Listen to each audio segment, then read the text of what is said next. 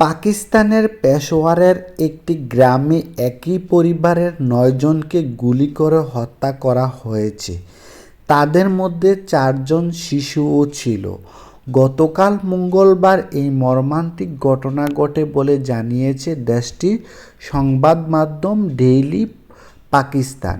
প্রতিবেদনে বলা হয়, পেশোয়ারের বাদাবের গ্রামে একটি বাড়িতে সশস্ত্র লোকদের হাতে একই পরিবারের অন্তত ৯ জন সদস্য নির্মমভাবে নিহত হয়েছে।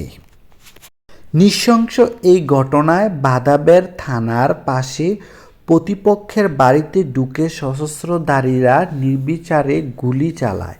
এতে ৪ নারী ও ৪ শিশুসহ ৯ জন নিহত হয় এবং অন্য আরও কয়েকজন আহত হয়। পুলিশ প্রাথমিকভাবে জানিয়েছিল, দুই পরিবারের মধ্যে আর্থিক ও সম্পত্তির বিরোধের জেরে এই ঘটনা ঘটেছে।